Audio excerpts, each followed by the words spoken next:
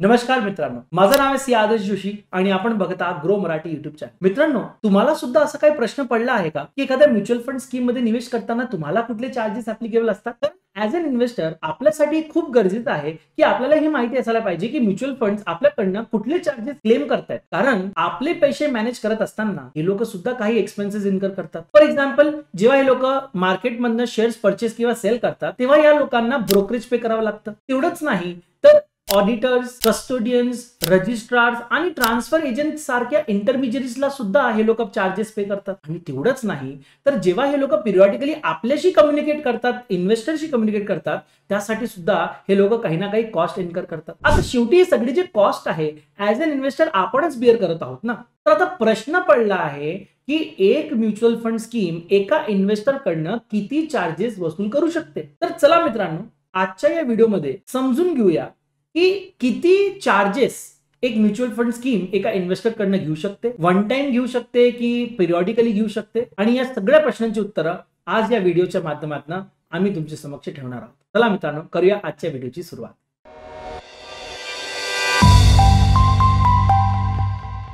चला मित्रांनो, समजून घेऊया की म्युच्युअल फंड मध्ये किती प्रकारचे चार्जेस ऍप्लिकेबल असतात। तर मुख्यतः दोन प्रकारचे चार्जेस एका म्युच्युअल फंड स्कीम मध्ये असतात, वन टाइम चार्जेस आणि recurring charges. One time charges मध्ये असतं एंट्री लोड आणि एक्झिट लोड। आता एंट्री लोड म्हणजे काय, तर जेव्हा तुम्ही एखाद्या म्युच्युअल फंड मध्ये निवेश करता आणि त्याची युनिट्स परचेस करतात त्यावेळेस तुम्हाला लावण्यात येणारे जे चार्जेस असतात त्याला आपण एंट्री लोड म्हणतो। सध्या तरी भारतात कुठलाही mutual fund entry load charge करत नाही, कारण भारतात एंट्री लोड लावणे हे बँड आहे। यानंतर बघूया एक्झिट लोड काय असतं। जेव्हा तुम्ही एखाद्या म्युच्युअल फंड मधनं रिडम्पशन करत असाल किंवा स्विचिंग ऑफ म्युच्युअल फंड करत असाल तर अशा ठिकाणी तुमच्याकडनं आकारला जाणारा जो चार्ज आहे त्याला आपण एक्झिट लोड म्हणतो। हे काही फिक्स नसतं आणि हे डिपेंडंट असतं स्कीमवर।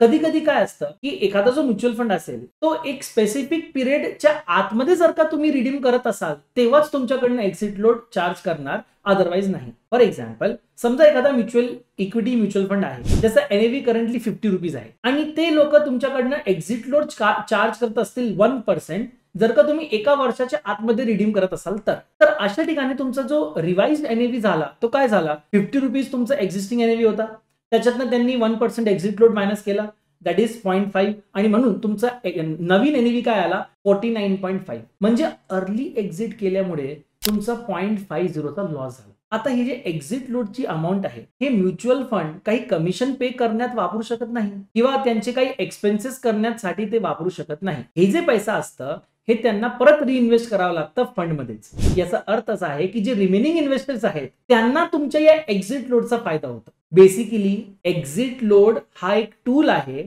जेणेकरून जी स्कीम आहे ते आपल्या इन्व्हेस्टर्सला डिस्करेज करतायत की तुम्ही लवकर एक्झिट करू नका किंवा लवकर तुम्ही आपले जे म्युच्युअल फंडचे युनिट्स आहेत ते रिडीम करू नका आणि स्कीम मध्ये थांबा। आणि याच एक्झाम्पल मध्ये जर का इन्व्हेस्टर एका वर्षाच्या नंतर एक्झिट करण्याचा प्लॅन करत असेल तर अशा ठिकाणी कुठल्याही प्रकारचा एक्झिट लोड त्याला चार्ज करण्यात येणार नाही, कारण तो स्पेसिफिक पिरियडच्या नंतर एक्झिट करतो। यानंतर बघूया रिकरिंग चार्जेस किंवा ज्यांना आपण ऑनगोइंग एक्सपेन्सेस किंवा फंड रनिंग एक्सपेन्सेस पण म्हणू शकतो। याला टोटल एक्सपेन्स रेशो म्हणजे TER पण म्हटलं जातं। आता हे जे ऑनगोइंग एक्सपेन्सेस असतात हे विविध डिफरंट हेड्स मध्ये असतात। For example, sales and marketing, investment management, fund administration, fees paid to intermediaries and so on. हे जे एक्सपेन्सेस असतात ते फंड्सच्या एक्सपेन्स रेशो मध्ये चार्ज केले जातात। आता सेबीने यासाठी काही गाईडलाईन्स दिलेले आहेत की एक म्युच्युअल फंड स्कीम किती पैसे या एक्सपेन्सेस मध्ये इन्व्हेस्ट करू शकते, आणि कुठलाही म्युच्युअल फंड स्कीम सेबी द्वारा दिले गेलेल्या गाईडलाईन्स पेक्षा जास्त एक्सपेन्स करू शकत नाही। आता त्या गाईडलाईन्सच्या अनुसार जर का तुमचा इन्व्हेस्टमेंट किंवा तुमची स्कीम इक्विटी ओरिएंटेड स्कीम असेल तर त्याच्यात maximum TER allowed is 2.25%, debt fund साठी लिमिट आहे 2% ची आणि पॅसिव्ह फंड साठी लिमिट आहे 1%। आता हे जे रेट्स आहेत हे अॅन्युअल रेट्स आहेत। याचा अर्थ असा आहे की जसं फंडचं साईज वाढत जाईल, म्हणजे जसं फंडचा AUM असेट अंडर मॅनेजमेंट वाढत जाईल तसं त्याचा एक्सपेन्स रेशो कमी होत राहील। म्हणजे जर का एखाद्या फंडचा AUM जास्त असेल तर त्याचा एक्सपेन्स रेशो कमी असणार आणि वाईस वर्सा, जर का AUM कमी असेल तर एक्सपेन्स रेशो वाढत जाणार। हा जो एक्सपेन्स रेशो आहे तो म्युच्युअल फंडच्या रिटर्न जनरेटिंग कॅपॅसिटीला पण अफेक्ट करतो। म्हणजे जेवढा जास्त तुमचा एक्सपेन्स रेशो असेल तेवढंच कमी तुम्हाला रिटर्न्स भेटतील. आणि जर का आपण एखाद्या डेट फंड संदर्भात बोलत असाल तर त्यावर इक्विटी फंडच्या कंपॅरिझन मध्ये जास्त इफेक्ट पडणार आहे, कारण डेट फंड्सचे असंही रिटर्न्स कमी असतात. आणि जर का त्यावरती एक्सपेन्स रेशो जास्त असले तर एखाद्या इन्व्हेस्टरला कायच हातात भेटत असेल. आणि म्हणून कुठला म्युच्युअल फंड सिलेक्ट करायचा या प्रश्नाचं उत्तर शोधण्यासाठी त्या पर्टिक्युलर म्युच्युअल फंडचे एक्सपेन्स रेशो बघणे हे अतिशय गरजेचे आहे. हे जे एक्सपेन्सेस आहेत हे डेली नेट असेट व्हॅल्यू मधनं डिडक्ट केले जातात. आणि म्हणून फंडची जी एनएव्ही कॅल्क्युलेट केली जाते, जी डिक्लेअर केली जाते, ते या एक्सपेन्सेसचा ऍडजस्टमेंट केल्यानंतरची एनएव्ही असते. आणि म्हणून जो प्राइस पर युनिट आपल्याला दिसतं मार्केटमध्ये तो price after adjustment of expenses calculate केलेला असतो. जर का एखादा फंड आपला major business smaller location of India मधनं काढायचा प्रयत्न करत असेल beyond top 30 cities in India, तर अशा फंड्सला additional expense ratio of 0.30% allowed असतं over and about specified TER. आणि म्हणून काही फंड्स तुम्हाला दिसतील जे इक्विटी ओरिएंटेड फंड असूनही 2.25% पेक्षा जास्त चार्ज करतायत, किंवा डेट फंड असूनही 2% पेक्षा जास्त चार्ज करतात. आता यानंतर तुम्हाला प्रश्न पडत असेल की TER प्रत्येक इन्व्हेस्टरसाठी सेम असतं का? तर तुम्हाला म्युच्युअल फंड इन्व्हेस्टमेंटचे दोन ऑप्शन्स माहिती असायला पाहिजे. एक म्हणजे रेग्युलर आणि दुसरं म्हणजे डायरेक्ट एंट्री. आता रेग्युलर ऑप्शन मध्ये काय असतं की इन्व्हेस्टर म्युच्युअल फंड स्कीम मध्ये इन्व्हेस्ट करतो एका डिस्ट्रीब्युटरच्या थ्रू, आणि यासाठी जे असेट मॅनेजमेंट कंपनीज असतात ते त्या डिस्ट्रीब्युटरला कमिशन पे करतात for selling the scheme to investor. आणि हे जे एक्सपेन्सेस असतात हे एक्सपेन्सेस सुद्धा फंड मध्ये ऍज अन एक्सपेन्स करून ऍड करण्याची परवानगी त्यांना असते. आणि यामुळे जे mutual fund regular option allow करतात त्यामध्ये TER तुम्हाला जास्त दिसेल, एक्सपेन्सेस तुम्हाला जास्त दिसतील. या विरुद्ध जर का एखाद्या म्युच्युअल फंड मध्ये डायरेक्ट ऑप्शन असेल तर त्याच्यात investor directly mutual fund scheme मध्ये इन्व्हेस्ट करू शकतो विदाउट एनी डिस्ट्रीब्युटर. आणि अशा ठिकाणी जे असेट मॅनेजमेंट कंपनीज आहेत ते कमिशन जे अदरवाईज त्यांना पे केला म्हणजे करावा लागला असता ते आता त्यांना पे करायची गरज नसते. आणि म्हणून अशा ठिकाणी TER सिग्निफिकंटली कमी होऊन जातं. जो डायरेक्ट ऑप्शन असतं ना त्याच्यात एक्सपेन्स रेशो खूप कमी असतं as compared to regular option. जर का तुम्ही लार्ज कॅप फंड्सचे एक्झाम्पल बघितले तर तुम्हाला TER मध्ये डिफरन्स नक्कीच भेटेल within regular and direct option. एवढंच नाही, तुम्ही एक लार्ज साईज फंड बघा आणि एक स्मॉल साईज फंड बघा, तिथं सुद्धा तुम्हाला TER मध्ये डिफरन्स दिसेल. ICICI Prudential blue chip fund ज्याचा AUM 31,000 करोडचा आहे ते 1.69% चार्ज करतात त्यांच्या रेग्युलर ऑप्शन मध्ये आणि 1.08% चार्ज करतात direct option. At the same time तुम्ही टाटा लार्ज कॅप फंड बघा, त्यांचा AUM 1,100 करोड आहे, ते 2.4% चार्ज करतात एक्सपेन्स रेशो रेग्युलर ऑप्शन मध्ये आणि 1.66% चार्ज करतात direct option. So as an investor जर तुम्हाला नॉलेज असेल की कुठला म्युच्युअल फंड स्कीम तुमच्यासाठी करेक्ट असणार आहे आणि ते तुमच्या इन्व्हेस्टमेंट नीड अनुसार परफेक्ट असेल तर तुम्ही डायरेक्ट ऑप्शन घेऊन त्याच्यात इन्व्हेस्ट करा, जेणेकरून तुमचे एक्सपेन्सेस रिड्यूस होतील जे तुम्ही पे करतायत आणि म्हणून तुम्हाला चांगले रिटर्न्स भेटतील. एक्झिट लोड आणि TER ला सोडून सुद्धा काही एक्सपेन्सेस आहेत, काही कॉस्ट आहेत जे आपल्याला बिअर करावे लागतात जेव्हा आपण म्युच्युअल फंड मध्ये इन्व्हेस्ट करतो. त्यात पहिला म्हणजे ट्रान्झॅक्शन चार्जेस. हे जे चार्जेस आहेत हे ऍप्लिकेबल आहेत जर का तुम्ही म्युच्युअल फंड युनिट्स परचेस करत असाल रेग्युलर ऑप्शन मधनं, तर तुम्ही जे अमाऊंट इन्व्हेस्ट करतायत त्याच्यातनं हे ट्रान्झॅक्शन चार्जेस डिडक्ट केले जातात आणि त्या डिस्ट्रीब्युटरला पे केले जातात. एखाद्या नवीन इन्व्हेस्टरसाठी ऍप्लिकेशन चार्जेस म्हणून ₹150 कलेक्ट करण्यात येतात, परंतु यासाठी इन्व्हेस्टमेंट त्याचा 10,000 पेक्षा जास्त असेल तर. आणि जे एक्झिस्टिंग इन्व्हेस्टर आहे त्यासाठी ऍप्लिकेशन फीज असतात ₹100 आणि त्यात सुद्धा एलिजिबल इन्व्हेस्टमेंट व्हॅल्यू 10,000 पेक्षा जास्त असेल. आणि याशिवाय जे तुम्हाला दुसरं चार्जेस पे करावे लागतील ते आहेत STT which stands for securities transaction tax. हे जे ऍप्लिकेबल असतं ना STT हे फक्त redemption of equity oriented mutual fund युनिट्सवर ऍप्लिकेबल असतं. आणि जे ऍप्लिकेबल STT आहे ते आहे 0.001% ऑफ द ट्रान्झॅक्शन व्हॅल्यू. हे कधी ऍप्लिकेबल आहे? जेव्हा तुम्ही ऑल इक्विटी फंड किंवा इक्विटी ETF किंवा इक्विटी हायब्रिड फंड्स आणि बॅलन्स ऍडव्हान्टेज फंड्स जर रिडीम करत असाल तर त्यावेळेस तुम्हाला STT पे करावे लागेल. To sum up, as an investor in mutual fund जे ऍप्लिकेबल चार्जेस आहेत ते कुठले आहेत? सर्वप्रथम एक्झिट लोड, हे काय फिक्स नसतं आणि फंड टू फंड चेंज होत राहतं आणि त्यात सुद्धा जर का फंड द्वारा स्पेसिफाय केल्या गेलेल्या अमाऊंट पर्यंत डेज पर्यंत जर का तुम्ही इन्व्हेस्टमेंट होल्ड करत असाल तर तुम्हाला एक्झिट चार्जेस लागणार नाही. परंतु त्या स्टिप्युलेटेड टाइम पिरियडच्या अगोदर जर का तुम्हाला रिडम्पशन किंवा चेंज करायचा असेल तर अशा ठिकाणी तुम्हाला एक्झिट लोड पे करावा लागेल. आणि त्यानंतर आहे टोटल एक्सपेन्स रेशो TER. हे पण डेली बेसिसवर फंड चार्ज करतात आणि जसं जसं फंडचे म्हणजे साईज इन्क्रीज होत राहतं तसं तसं हा जो एक्सपेन्स रेशो आहे तो रिड्यूस होत राहील. आणि जर का तुम्ही डायरेक्ट ऑप्शन चूज केला असेल तर त्याच्यात तुम्हाला TER कमी भेटेल. यानंतर तुम्हाला पे करावे लागतील ट्रान्झॅक्शन चार्जेस, परंतु हे फक्त ऍप्लिकेबल आहे जर का तुम्ही इन्व्हेस्टमेंट रेग्युलर ऑप्शन बंद करत असाल तर. याशिवाय तुम्हाला पे करावं लागेल STT which stands for securities transaction tax which is 0.001% आणि हे ऍप्लिकेबल आहे only on redemption of equity oriented funds. चला मित्रांनो, यानंतर बघूया what are the tax implications on investment of mutual funds in India. मित्रांनो, भारतात एक इन्व्हेस्टर दोन प्रकारे म्युच्युअल फंड मधनं आपला रिटर्न कमवू शकतो. त्यात पहिला आहे रिटर्न विया IDCW ऑप्शन. एक minute, IDCW stands for income distribution come capital withdrawal. आधी या ऑप्शनला डिव्हिडंड ऑप्शन म्हणायचे लोक. तर डिव्हिडंड ऑप्शन म्हणजे काय की जो फंड मॅनेजर आहे त्यांनी काही प्रॉफिट बुक केला आहे आणि हा प्रॉफिट तो आपल्या इन्व्हेस्टर्सला पास ऑन करतोय. फक्त तेवढंच आहे ज्या इन्व्हेस्टर्सनी या ऑप्शनला सिलेक्ट केलाय त्यांना. आता हा जो पोर्शन आहे प्रॉफिटचा पोर्शन आहे आणि तुम्ही प्रॉफिट ऑलरेडी विड्रॉ करत आहात, जेणेकरून या ऑप्शन मध्ये जे NAV असतं ना हे लोअर होऊन जातं as compared to the other option which is growth option. ते आपण बघूया. आता हे जे डिव्हिडंड्स आहेत these are taxable in the hands of investors. ते आपल्या इन्कम फ्रॉम अदर सोर्सेस मध्ये येतं. तेवढंच नाही तर जर का 5,000पेक्षा जास्त तुम्ही डिव्हिडंड तुम्हाला भेटत असेल तर त्यावर तुमचा 10% TDS सुद्धा कापला जाणार आहे. ते म्युच्युअल फंड तुमचा 10% TDS डिडक्ट करतील. जो दुसरा फॉर्म ऑफ रिटर्न आहे तो आहे कॅपिटल गेन्स. आता कॅपिटल गेन्स म्हणजे काय? It is nothing but the increase in the value of investment. आणि हे आपण कसं रिअलाइज करू शकतो?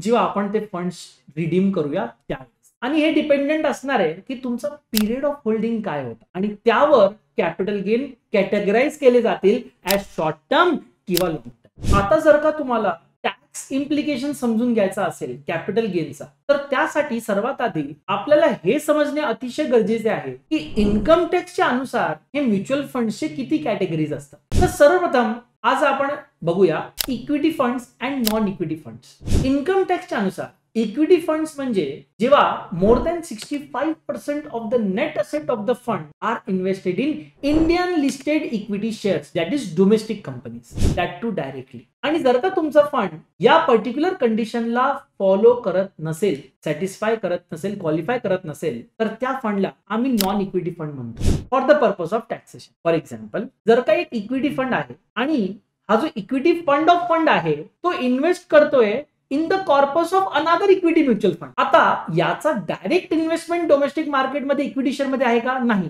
याचा डायरेक्ट इन्व्हेस्टमेंट म्युच्युअल फंड मध्ये आहे आणि म्हणून या फंड ऑफ फंडला सुद्धा आपण नॉन इक्विटी फंड म्हणून म्हणतो. कारण त्याच्याकडे डायरेक्ट डोमेस्टिक इक्विटी शेअर्सचे स्टॉक्स नाही आहेत, म्युच्युअल फंडचे युनिट्स आहेत.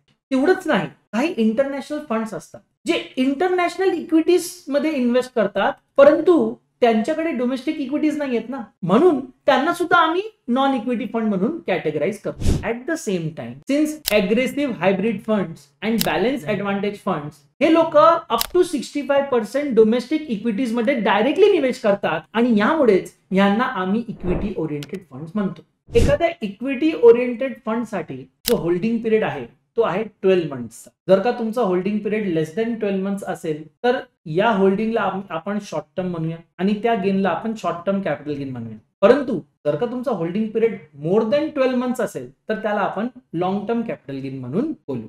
शॉर्ट टर्म कॅपिटल गेनचा जो रेट आहे फॉर इक्विटी ओरिएंटेड फंड तो आहे 15% आणि long term capital gain for equity fund तो आहे 10%. परंतु up to 1 lakh per annum is exempted from tax. याचा अर्थ असा आहे की जर का तुम्ही प्रत्येक वर्षात काहीतरी रिडीम करत असाल आणि त्याची व्हॅल्यू जर का 1 लाख पेक्षा कमी असेल तर तुम्हाला काही टॅक्स पे करायची गरज नाही. प्रत्येक वर्षी तुम्ही एक्झम्पशनचा वापर करताय, त्याच्यात 1 लाखचा एक्झम्पशन आहे. यानंतर जे नॉन इक्विटी फंड्स असतात त्याच्यात आले date funds, international funds, conservative hybrid funds etcetera.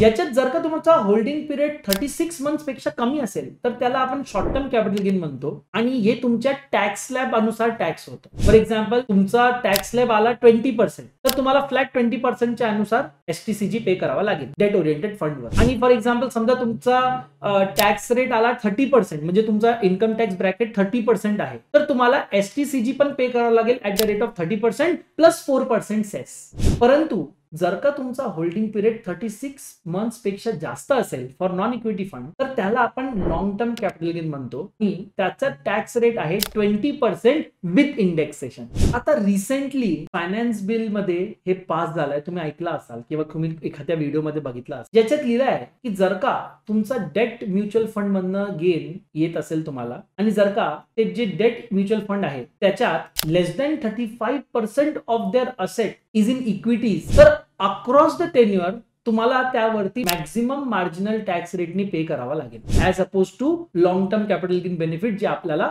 भेटायचा विथ इंडेक्सेशन आतापर्यंत, जर का तुमचं 3 वर्षापेक्षा जास्त होल्डिंग असेल तर. असंच gold fund, pure international fund, funds of funds यात सुद्धा हीच कंडिशन त्यांनी आणली आहे. याचा अर्थ असा आहे की जर का कुठलाही प्रोडक्ट आहे ज्याच्यात लेस दॅन 35% इंडियन इक्विटीज आहेत, तर या फंड्सचे जे कुठले तुमचे रिटर्न्स असतील ते तुमचा मॅक्झिमम मार्जिनल रेटनी चार्ज होते आणि म्हणून हे जे फंड्स आहेत हे लॉंग टर्म मध्ये लूज आउट होणार आहे. चला आता परत आपल्या टॉपिक वर जाऊया. Let's understand indexation with an example. Suppose तुम्ही 2 लाखाचा इन्व्हेस्टमेंट केलाय डेट म्युच्युअल फंड मध्ये इन मे 2019 आणि या फंड्सला तुम्ही रिडीम केलाय इन जुलै 2022 आणि रिडम्पशन वर तुम्हाला 2.5 लाख आले. आता तुम्ही 36 मंथ्सच्या नंतर रिडीम केले, म्हणून याला आपण लॉंग टर्म कॅपिटल गेन म्हणू असं क्लासिफाय केलं आपण. So now in order to compute capital gain आपल्याला इन्फ्लेशन ऍडजस्टमेंट करावा लागेल परचेस प्राइस आणि त्यासाठी आपल्याला बघावं लागेल कॉस्ट इन्फ्लेशन इंडेक्स. तुमच्या समोर आता तुम्हाला लिस्ट दिसत असेल CII कॉस्ट इन्फ्लेशन इंडेक्सची from financial year 2001-2002 to financial year 2022-2023. आता तुम्हाला कुठला फॉर्म्युला वापर करायचा for calculation of inflation adjusted purchase price of debt fund? तर फॉर्म्युला आहे actual purchase price of debt fund multiplied by cost inflation index in the year of sale divided by cost inflation index in the year of purchase. जर का तुम्ही हे calculation बघितलात, तुमच्या समोर एक टेबल मध्ये हे कॅल्क्युलेशन तुम्हाला दिसत असतील, तर हे आपण इन्व्हेस्टमेंट कॅल्क्युलेशन करतोय कॅपिटल गेन कॅल्क्युलेट करण्यासाठी, बरोबर? तर चला कॅल्क्युलेशन करून बघूया. जे इनिशियल इन्व्हेस्टमेंट तुम्ही केलेली ती होती 2 लाख रुपये. Cost inflation index for the financial year 1920 was 289 and for the financial year 22-23 it was 331. So therefore, inflation adjusted purchase price is 2 lakhs multiplied by 331 divided by 289, which comes to 2,29,066. हे काय आहे? हे तुमचं इन्फ्लेशन ऍडजस्टेड परचेस प्राइस आहे date fund 2,29,066. आता redeem केल्यानंतर तुम्हाला किती पैसे आले? 2,50,000. Therefore, तुमचा कॅपिटल गेन किती आला? 2,50,000 minus 2,29,066 which comes to 20,934. आता या गेनवर तुम्हाला 20% च्या अनुसार टॅक्स पे करावा लागेल which comes to 4,187 रुपीज. आता अज्युम करा जर का या लॉंग टर्म गेन मध्ये इंडेक्सेशनचा बेनिफिट जर नसेल तर तुमचा टॅक्स लायबिलिटी किती असेल? तर तुम्हाला 20% पे करावं लागेल ऑन एंटायर 50,000 रुपीज. 50,000 कसा आला? 2,50,000 मायनस 2 लाख. तर या 50,000 वर तुम्हाला 20% च्या अनुसार 10,000चा टॅक्स पे करावा लागेल. याचा अर्थ असा आहे की इंडेक्सेशन मुळे तुमचे 5,813 रुपीज वाचलेत इन टॅक्स पेमेंट. या व्हिडिओला एंड करण्या अगोदर अजून एक फायनल कन्सेप्ट बघूया. आपण आज बघितला की जर का तुम्हाला म्युच्युअल फंड इन्व्हेस्टमेंट मध्ये प्रॉफिट झाला तर तुम्हाला किती टॅक्स, कसा टॅक्स भरावा लागेल, किती टॅक्स भरावा लागेल, कसं कॅल्क्युलेट होईल. परंतु ऑन द अदर साइड जर का तुम्हाला लॉस झाला तर, जर का तुम्ही काही म्युच्युअल फंड युनिट्स लॉस मध्ये विकलेत तर त्या लॉसचा काय? तर हे जे लॉस आहेत हे तुम्ही कॅपिटल गेनशी सेट ऑफ करू शकता. याला आपण सेटिंग ऑफ म्हणतो. फॉर एक्झाम्पल, एका म्युच्युअल फंड इन्व्हेस्टमेंट मध्ये तुम्हाला 50,000चा लॉस झाला आणि एखाद्या दुसऱ्या म्युच्युअल फंड मध्ये तुम्हाला 75,000चा प्रॉफिट. तर अशा ठिकाणी जे 75,000चा प्रॉफिट आहे त्याच्यातनं तुम्ही हे 50,000चा लॉस मायनस करून उरलेले 25,000 वर तुम्ही फक्त टॅक्स पे करणार. त्याला म्हणतात सेटिंग ऑफ लॉसेस. परंतु यासाठी तुम्हाला 3 रूल्स लक्षात ठेवावं लागेल. Rule number 1, capital losses can be set of only against capital gains. दुसऱ्या कुठल्याही हेड्स ऑफ इन्कम मध्ये हे सेट ऑफ होणार नाही. जर का तुम्हाला शॉर्ट टर्म कॅपिटल लॉसेस झाले तर ते तुम्ही सेट ऑफ करू शकता शॉर्ट टर्म कॅपिटल गेन किंवा लॉंग टर्म कॅपिटल गेन मधनं. परंतु जर का तुम्हाला लॉंग टर्म कॅपिटल लॉसेस झालेत तर ते फक्त सेट ऑफ करू शकता तुम्ही in from long term capital gain. आलं लक्षात? So this was everything with respect to charges and taxation of mutual fund. जर का तुम्हाला कुठल्याही प्रकारची क्वेरी असेल with respect to taxation of mutual fund आणि जर का तुम्हाला या पर्टिक्युलर विषयावर अजून माहिती पाहिजे असेल तर do let us know in the comment section below. आणि please don't forget to like, comment, share and subscribe to grow Marathi YouTube channel. Thank you so much. Bye bye.